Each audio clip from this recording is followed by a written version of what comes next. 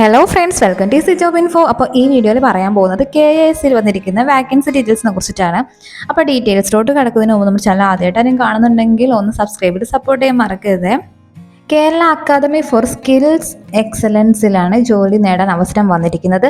വിവിധ ഡിഗ്രി യോഗ്യത ഉള്ളവർക്കാണ് ഈ ഒരു പുതിയ റിക്രൂട്ട്മെൻറ്റ്. ഏകദേശം 15 ഒഴിവുകളിലേക്കാണ് വിളിക്കുന്നത്. Senior consultant, manager, assistant manager, executive, business development executive എന്നീ പോസ്റ്റുകളിലേക്കാണ് നിയമനം വരുന്നത്.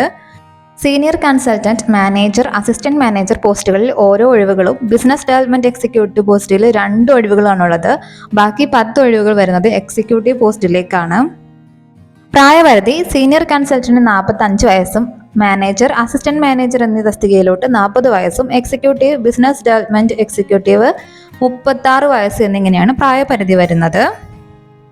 ഇനി ഓരോ പോസ്റ്റിന് വേണ്ട യോഗ്യത നോക്കാം. സീനിയർ കൺസൾട്ടന്റ് വിദ്യാഭ്യാസ യോഗ്യത പറഞ്ഞിരിക്കുന്നത് ഇംഗ്ലീഷിൽ ബിരുദാനന്ത ബിരുദം അല്ലെങ്കിൽ തുല്യമായിട്ടുള്ള ബിരുദമാണ്. 8 വർഷത്തെ പ്രവൃത്തി പരിചയവും ആവശ്യമായിട്ടുണ്ട്.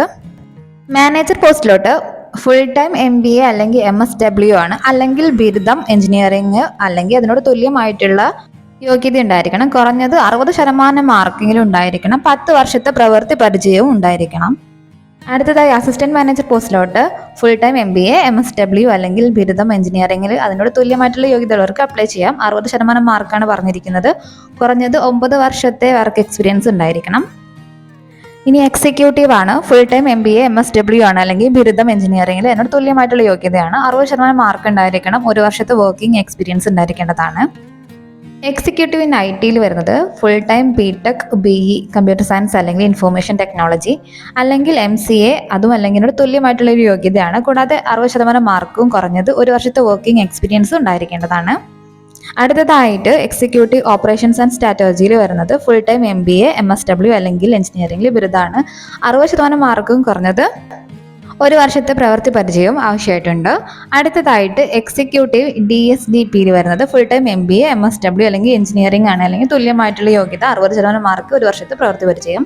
എക്സിക്യൂട്ടീവ് കരിക്കുലം ഡെവലപ്മെന്റിലും സെയിം തന്നെയാണ് ക്വാളിഫിക്കേഷൻ. എക്സിക്യൂട്ടീവ് ഡോക്യുമെന്റേഷനിലും സെയിം തന്നെയാണ്. അതുപോലെ തന്നെ executive projects and accreditation project COEയിലും സെയിം ക്വാളിഫിക്കേഷൻ ആണ് ചോദിക്കുന്നത്. എക്സിക്യൂട്ടീവ് അക്കൗണ്ട്സിൽ വരുന്ന യോഗ്യത കൊമേഴ്സിൽ ബിരുദം, ടാലിയുടെ പ്രവർത്തന പരിജ്ഞാനം, കുറഞ്ഞത് 2 വർഷത്തെ പ്രവൃത്തി പരിചയമാണ്. എക്സിക്യൂട്ടീവ് CSSൽ ഫുൾ ടൈം MBA അല്ലെങ്കിൽ MSW ഏതെങ്കിലും എഞ്ചിനീയറിംഗിലെ ബിരുദം, അതിന് 60% മാർക്കും 1 വർഷത്തെ പ്രവൃത്തി പരിചയമാണ്. ബിസിനസ് ഡെവലപ്മെന്റ് എക്സിക്യൂട്ടീവിന് ഫുൾ ടൈം MBA അല്ലെങ്കിൽ തുല്യമായിട്ടുള്ള ഒരു കോഴ്സാണ്. 60% മാർക്ക് 1 വർഷത്തെ പ്രവൃത്തി പരിചയം അത്യാവശ്യമായിട്ടുണ്ട്. സാലറി ഏകദേശം 40,000 രൂപ മുതലാണ് സ്റ്റാർട്ട് ചെയ്യുന്നത്. താല്പര്യമുള്ള ഉദ്യോഗാർത്ഥികൾക്ക് യോഗ്യതാ മാനദണ്ഡങ്ങൾക്കനുസരിച്ച് ഫെബ്രുവരി 19 വരെയാണ് ഫീസ് ഇല്ലാതെ അപേക്ഷ നൽകാൻ സാധിക്കുന്നത്. അപ്പോൾ ഈ വീഡിയോ ഇൻഫോർമേറ്റീവ് ആയിട്ടാണ് തീർച്ചയായിട്ടും ലൈക്ക് ചെയ്യുക, മറ്റുള്ളവരിലേക്കും ഷെയർ ചെയ്ത് എത്തിച്ചു കൊടുക്കുക. അപ്പോൾ അടുത്തൊരു വീഡിയോയിൽ അടുത്തൊരു ഇൻഫർമേഷൻ ആയിട്ട് വീണ്ടും കാണാം.